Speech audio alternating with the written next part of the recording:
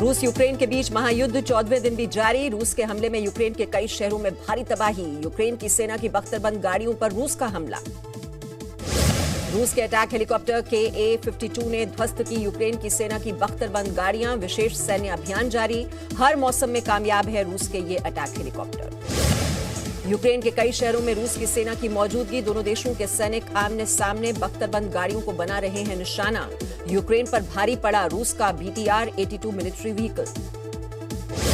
Ukraine के एर्नोहदर में cease fire का ऐलान। हालांकि अस्थायी सीज फायर का ऐलान किया गया है।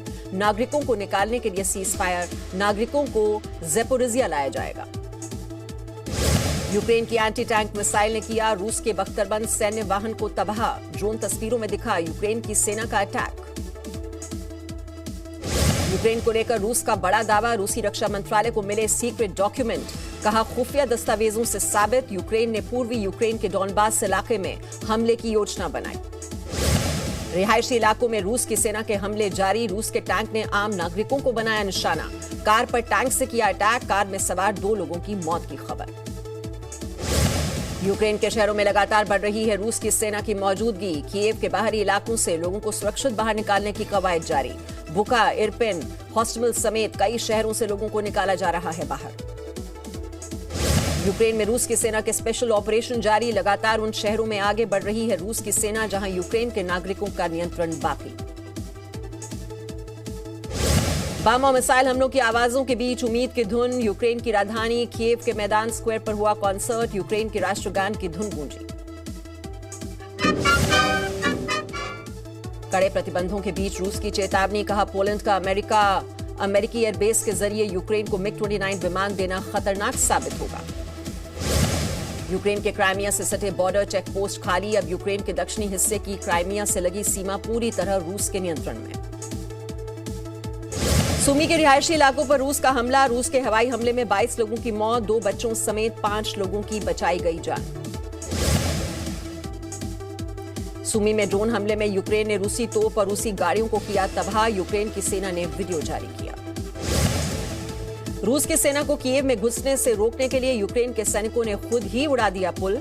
सैटेलाइट तस्वीरें सामने आई। एंटोनोव हवाई अड्डे पर बख्तरबंद गाड़ियों का देखा गया काफिला।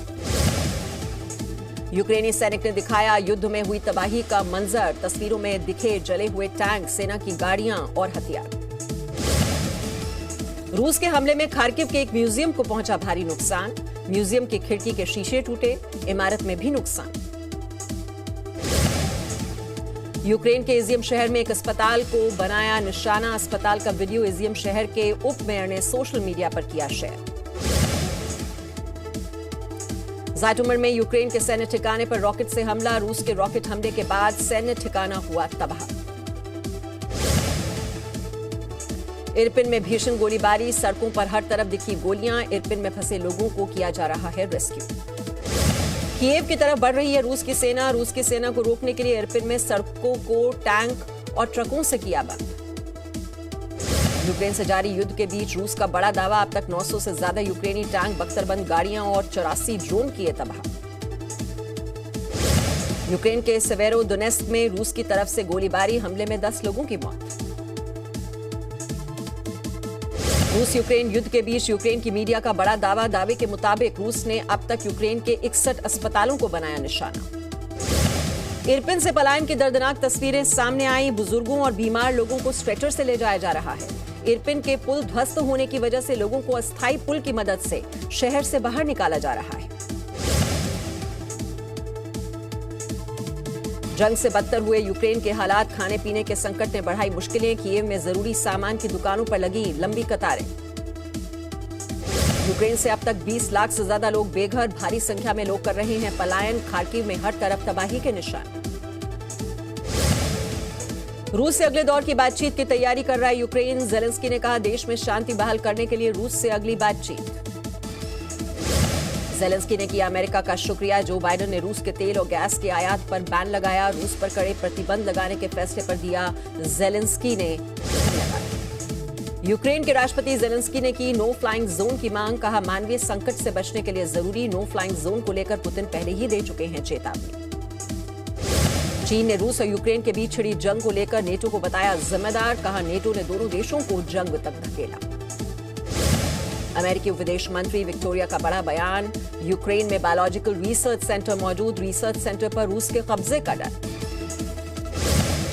रूस का दावा, अमेरिका की मदद से बायो वेपन बना रहा है यूक्रेन। इस आरोप पर रूस ने अमेरिका से जवाब मांगा, कहा रूस को मिलिट्री ऑपरेशन में मिले हैं बायो वेपन प्रोग्राम के पुख्ता सबूत।